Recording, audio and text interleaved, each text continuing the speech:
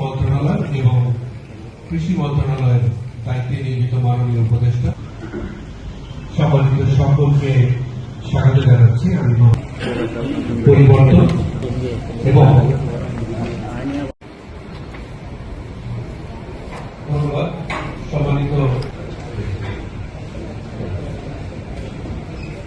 এছাড়া আপনাদের জন্য পাশে মিটিং রুম আছে, সেখানে আপনাদের ব্যবস্থা আছে। মেহরবানি করে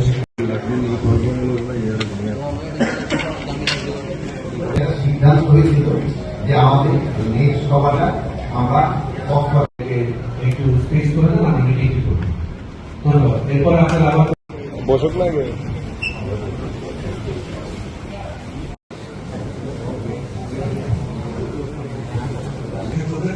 সেখানে আপনাদের যে আপ্যায়ন ব্যবস্থা আছে, পরবর্তী সমাজের যে শৃঙ্খলা সামগ্রিক প্রেক্ষাপট এবং মুক্তিযুদ্ধ বিষয়ক মন্ত্রণালয় যারা ফারুকি আজম বীর প্রতীক মহোদয় সংবাদকর্মী যারা আছে তাদের জন্য পরামর্শ করতে চাই।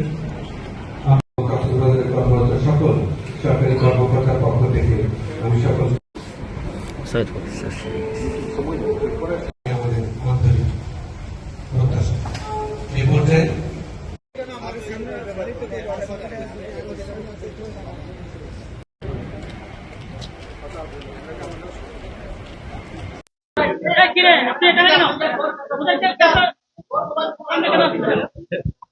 সাংবাদিক ভাই ও বোনেরা, আসসালামু আলাইকুম।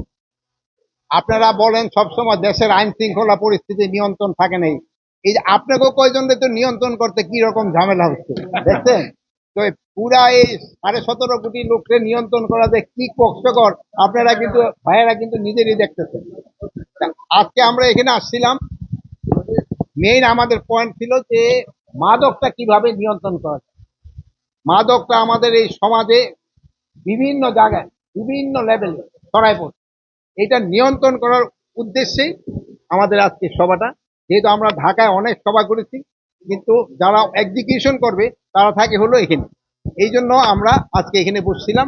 তাদের আমরা বিভিন্ন ধরনের ইনস্ট্রাকশন দিয়েছি। আমরা এখন হয়তো কয়েকজন চলে যাব, আমাদের সচিব মহোদয় থাকবে, অন্যান্যরা থাকবে, তারও আবার ইন ডিটেলও আলাপ করবে মাদকটা কিভাবে নিয়ন্ত্রণ করা যায়। আর জানেন এই মাদকটা মেইনলি এই কক্সবাজারের উপর দিয়ে আছে। এই জন্য আপনাদেরও একটা কিন্তু বিরাট দায়িত্ব রয়ে গেছে এই মাদকটা নিয়ন্ত্রণ করার জন্য। আপনারা যদি আমাদের সাথে সহযোগিতা করেন, এটা কিন্তু মানে সবটা আপনারা আল্লাহর কাছেও পাবেন, শুধু আমাদের কাছে না। যদি কাজ করে আল্লাহর কাছে সব পাবেন। আর আমরাও যেটা মনে করি, আমরাও কিন্তু একটা বড় ধরনের সব পাবো। এটা কিন্তু একটা আপনাদের আমাদের সবাই দেশবাসী একটা পবিত্র দায়িত্ব, কিভাবে মাদকটা নিয়ন্ত্রণ করা যায়, এই সমাজ থেকে মাদকটারে উচ্ছেদ করা যায়। তার এই যে রোহিঙ্গা ক্যাম্পটা এক প্রকার মাদকের আখড়ায় পরিণত হয়েছে এবং পাশাপাশি অস্ত্রের মজুদও আরো গড়ে উঠেছে। গতকাল যৌথ বাহিনী মিয়ানমার সেনাবাহিনী ব্যবহৃত একটি অস্ত্র নবীন গ্রুপের 4 জন রোহিঙ্গাকেও আটক করেছে।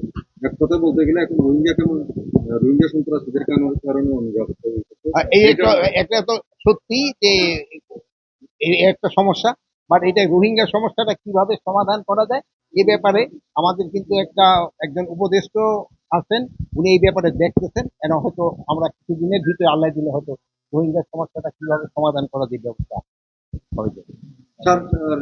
সারা দেশে এখন মব ভাইলেন্সের একটা বিরুদ্ধে একটা সরব হয়েছে। এখন গত কয়েকদিন ধরে কিছু এই ধরনের মব ভাইলেন্সের ঘটনা ঘটেছে। এখন সরকার এই এখন যে আপনি জনগণ সরব হয়েছে, জনগণ সরব হইলে কিন্তু আর মব ভাইলেন্স হবে না। জনগণ সরব হইলে তো জনগণই মব ভাইলেন্স বন্ধ করে দিবে। মব ভাইলেন্স কোনো অবস্থায় গ্রহণযোগ্য নয়। যদি কেউ কোনো কিছু করতে যায়, তারা আইনের জন্য তারা আইন প্রয়োগকারী সংস্থার কাছে হ্যান্ড ওভার করবে। নিজের হাতে কারো আইন তুলে নেওয়ার অধিকার কারণ নেই।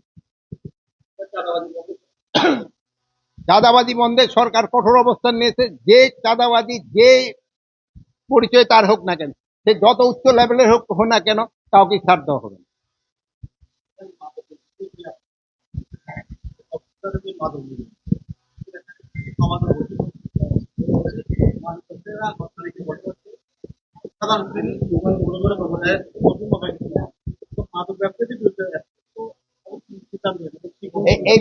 এই স্পষ্ট সিদ্ধান্ত হয়েছে যে আমাদের ভিতরে সাধারণত দেখা যায় যে মাদক ধরা পড়ে, কেরিয়ার ধরা পড়ে, কিন্তু গডফাদাররা ধরা পড়ে না। কোন অবস্থায় গডফাদাররা যেন ছাড়া না পায় এই ব্যবস্থা গ্রহণ করা যায়। ভাই হয়তো কথা বলতে আচ্ছা ভালো থাকে।